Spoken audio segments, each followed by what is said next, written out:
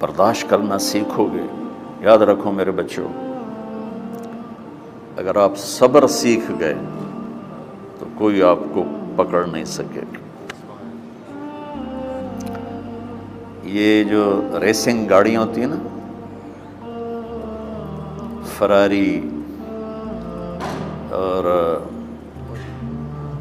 مختلف ان کے نام ہیں، مشہور فراری ہے، اٹلی میں بنتی ہے. لیمبرگینی، یہ دونوں بنتی ہیں وہاں اٹلی میں.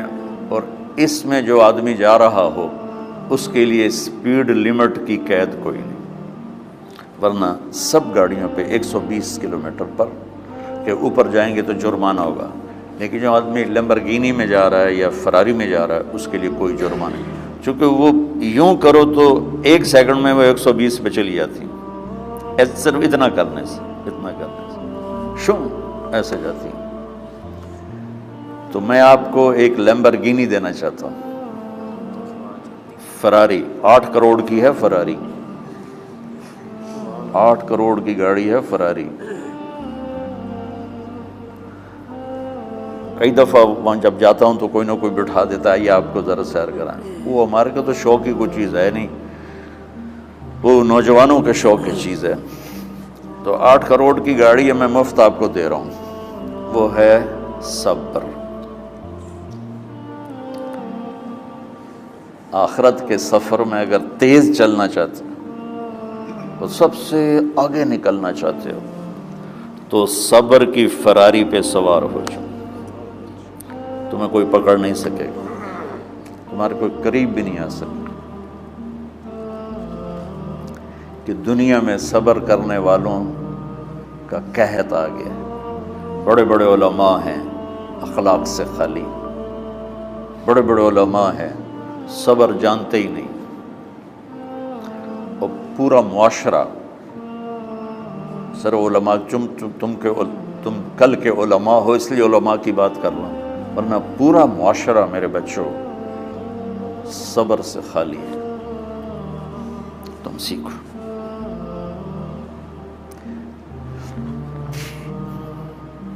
دیکھو میری ایک بات سنو، علم کی کمی ہو تو اچھے اخلاق اس کو چھپا دیتے، اخلاق کی کمی ہو تو بڑے سے بڑا علم بھی اسے چھپا نہیں سکتا. سارے عیب ہوں اور اخلاق اچھے ہوں تو اخلاق وہ چادر ہے جس میں سارے عیب چھپ جائیں گے. اور ساری صفتیں ہوں اور بد اخلاق ہو تو ہر صفت کو بد اخلاقی چھپا دے گی. میرے نبی نے نماز لمبی پڑھی، اللہ نے روک دیا، کہا نہیں چاہیے. ما انزلنا علیک القرآن لتشقی، مختصر نماز پڑھیں، درمیانی نماز پڑھیں. پیسہ سارا خرچ کر دے، اللہ نے روک دیا. ولا تبسطھا کل البسط، میرے نبی سارا خرچ نہ کرو، کچھ بچا کے بھی رکھو. تبلیغ میں اپنی جان کھپائی، اللہ نے اس سے بھی روک دیا. فلا تذهب نفسک علیہم حسرات، تبلیغ کرو خود نہ مر جاؤ. تبلیغ کتنا بڑا عمل ہے، اللہ نے کہا اعتدال.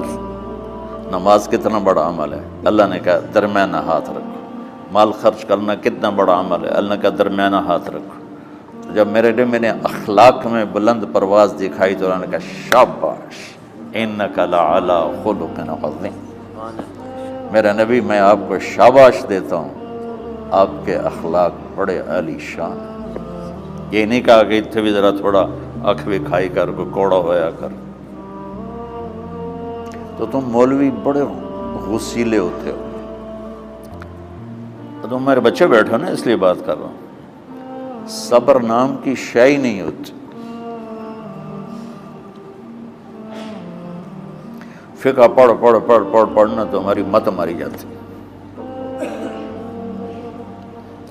قرآن کو بھی فقہ کے انداز میں پڑھتے ہیں، حدیث کو بھی فقہ کے انداز میں پڑھتے ہیں.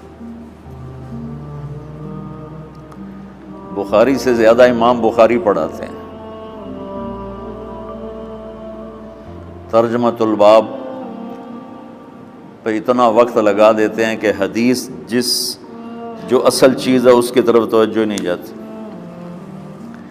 امام بخاری کی کتاب کا مقدمہ کوئی نہیں، تو اس پر جب بخاری شروع ہوتی ہے تو ہفتہ ہفتہ اس پہ سبق چلتا ہے کہ امام بخاری نے مقدمہ کیوں نہیں لکھا، جی میں سارے مل کے یعنی امام صاحب نے تو گلاں کی جان۔ میں اس کا اتنا آسان 1 منٹ میں اس سارے سبق کو ختم کر دیتا ہوں بخاری شریف کے، کہ دیکھو بھائی امام صاحب کا دل نہیں کیا مقدمہ لکھنے کو، اس لیے انہوں نے نہیں لکھا گلوں میں۔ ایک حدیث کے عنوان اور حدیث میں جوڑ نہیں تھا، تو شیخ رمزی بہت بڑے فاضل آدمی ہمارے فیصلہ آباد، میں نے کہا شیخ یہ جوڑ کوئی نہیں، کہا شیخ ھذا من اصعب ابواب البخاری، یہ بخاری شریف کے مشکل ترین ابواب میں سے۔ میں نے کہا بڑا آسان کام ہے، امام بخاری بھول گئے، ترجمہ کوئی اور تھا، حدیث کوئی اور لکھ دی، بھول گئے، بشری تو ہیں، کیوں بچوں نے مصیبت باندھ دے۔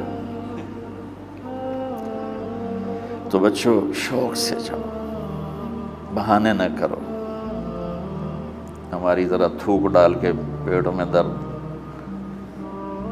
شامہ پہ جان گیا پھر توڑیاں، ٹھیک ہے نا۔ میں زیادہ بول نہیں سکتا ہوں، ضروری سمجھ کے آیا تھا کہ تم خوشی سے جاؤ۔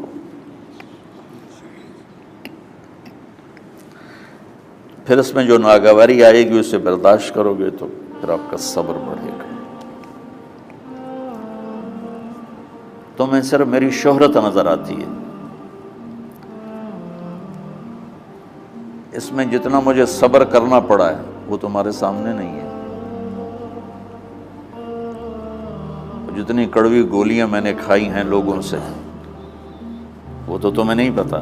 اب تمہیں اتنا نظر آتا ہے کہ واہ واہ ہو رہی ہے آگے پیچھے لوگ، میرے اللہ کا کرم ہے، میری کیا اوقات، آج ہوں کل مر جاؤں گا، اولاد کو بھی یاد نہیں رہے گا کہ طارق جمیل کون تھا۔ جو ہے اس میرے رب کا کرم ہے، مجھے اپنی شہرت سے کبھی دھوکہ نہیں لگا، تو میرے بچوں اس لیے بتا رہا ہوں، کوئی فخر نہیں، کہ مجھے اپنی شہرت سے کوئی دھوکہ نہیں، ایک لمحے کے لیے بھی مجھے دھوکہ نہیں۔ میرے دل کی گہرائیوں یہ بات اتری کہ سب میرے اللہ کا فضل ہے، اور برائی کرنے والا اور اچھائی کرنے والا میری نظر میں برابر ہو گیا ہے۔ برابر ہونے کا مطلب پہلے سمجھو، تو مجھے گالی دو گے مجھے تکلیف ہوگی، تو میری تعریف کرو گے مجھے خوشی ہوگی، اس کو برابری نہیں کہتے، وہ تو ایک طبعی چیز ہے۔ یہ میں نے ہاتھ پہ اپنا ہی ہاتھ مارا تو اس کو درد ہو رہا، تو اگر میں مولوی شوکت صاحب سے بدتمیزی سے بات کروں گا تو ان کو تکلیف ہوگی، اور میں ان کی قربانیاں بیان کروں گا۔ یہ ذرا کھڑے ہونا، ادھر ہاتھ دو، یہ اس سارے نقشے کے بانی ہیں، یہ پہلی اینٹ ہے۔ یہ 3000 روپے اس وقت لے رہے تھے 1985 میں 86 میں کراچی،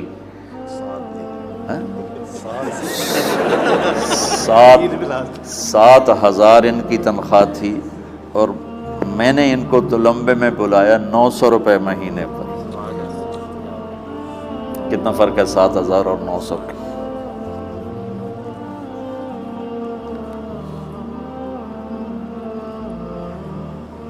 لوگ میری تعریف کرتے ہیں، میں اللہ کا شکر ادا کرتا ہوں، اور اس پہ میں تکبر میں نہیں آتا۔ یہ ہے مدح اور ذم برابر ہو جائے، یعنی تعریف کرنا اور برائی کرنا برابر ہو جانے کا مطلب یہ نہیں ہے کہ برائی سن کے اثر نہیں ہوتا اور تعریف سن کے اثر نہیں ہوتا، نہیں، برابر ہونے کا مطلب بتا رہا ہوں، اس کی توفیق تائید رحمت اپنی اولاد کو بتا رہا ہوں۔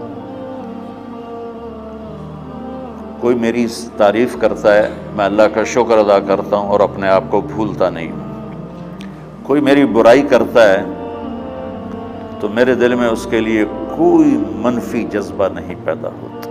یہ ہے اچھائی برائی کو برابر کر دینا۔ کہ میرے اوپر مختلف الزام لگتے ہیں تو میں ان کو پی جاتا ہوں، اور اس طرح کا معاملہ کرنے والوں سے اپنے دل کو بالکل صاف رکھتا ہوں، بالکل صاف، اور میرا ان سے معاملہ اسی طرح ہوتا ہے جیسے آؤ جی اپنی وجہ سے کبھی کسی سے قطع تعلق نہیں کرتا۔ تو بچوں، صبر بہت بڑی دولت، یہ تمہاری تبلیغی زندگی میں بھی کام آئے گی، علمی زندگی میں بھی کام آئے گا، جب تم گھر والے بنو گے، شادیاں ہوں گی، اس وقت یہ کام آئے گا۔ ٹھیک ہے، اب بہانہ تو نہیں کرو گے نا، خوشی سے جاؤ گے نا۔